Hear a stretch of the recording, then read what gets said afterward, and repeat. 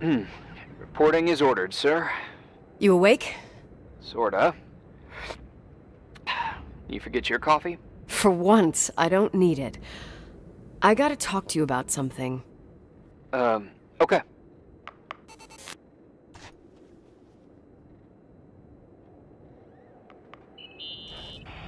Here I am.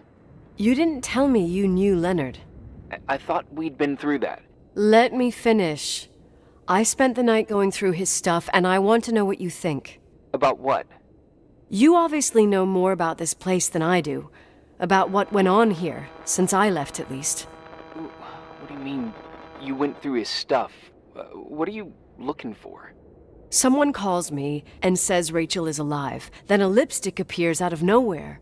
It feels like something weird's going on. Rachel is dead.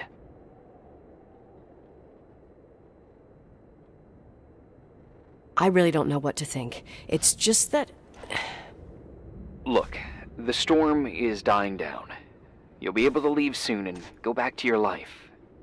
And you can forget about the whole thing, like you did 10 years ago. What do you care about this old business? It's not worth losing sleep over just to play detective. Look at it this way. I've always had a secret passion for Sherlock Holmes. Okay, let me hear what you're thinking. If there's one thing Leonard taught me, it's that you gotta listen to what's buzzing in your head. First, it might just be a confusing noise, but if you connect the dots, then it starts making sense. And right now, I've got a beehive in my head. All right, let's go hunt some bees then.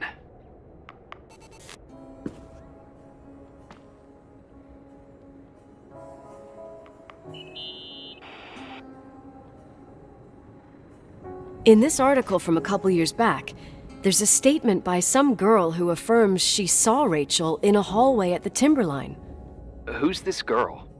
A classmate, Glenda Ferguson. I tore out the page.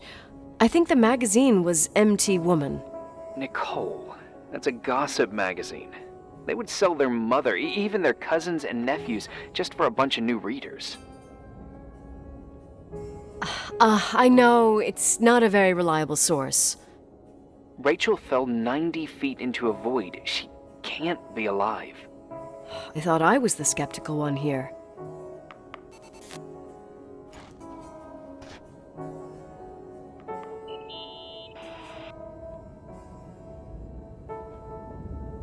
So, listen to this.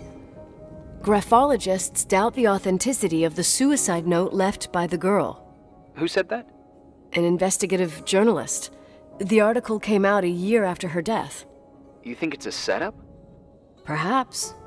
Okay, I'll hear you out.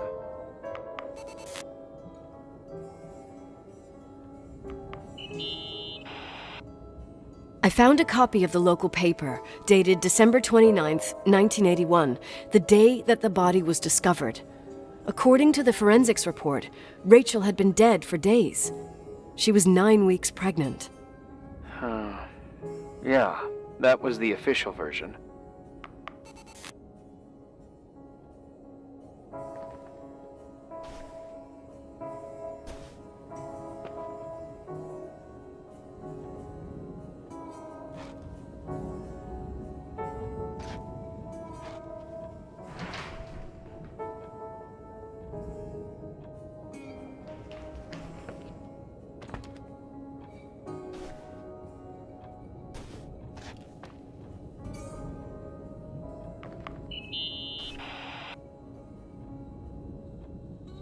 You know, I can't stop thinking about Rachel's father.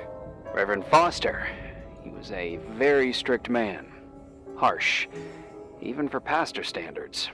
He and Leonard spent hours debating the nature of reality, the universe, and God. Well, opposites often attract. Do you ever see him? Rarely. He gives a service once in a while.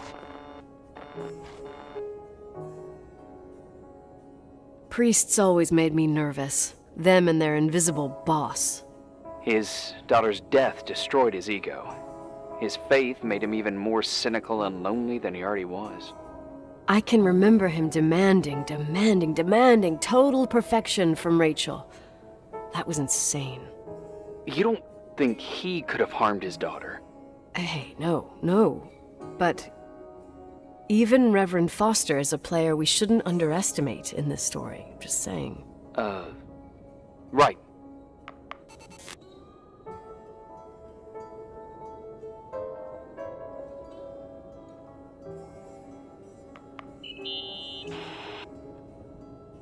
Remember the lipstick I found downstairs?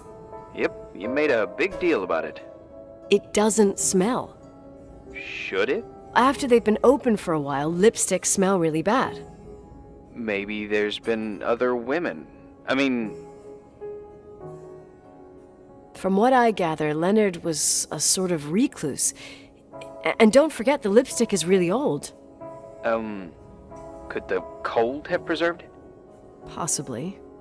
Anything else?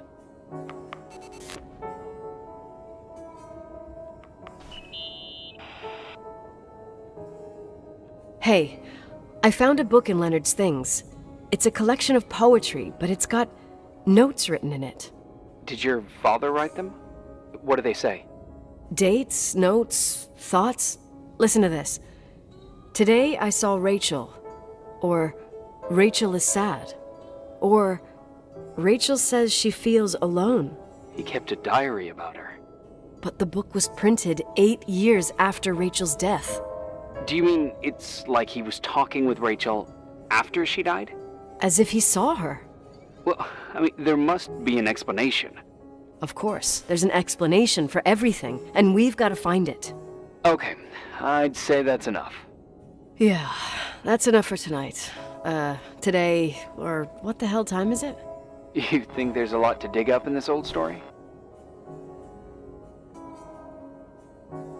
Maybe, maybe not. Until I know exactly what happened. Any objections? You don't need my approval. Good job. You're getting the hang of it. But sometimes it's better to leave the skeletons in the closet. Once they come out, you never know what they'll have to say. It's a risk I already considered. I can handle it. Hard-headed like your father. Trust me, at least on this one thing. Go to bed. You need it. Agent Crawford, this bit of advice. I'll follow it to the T.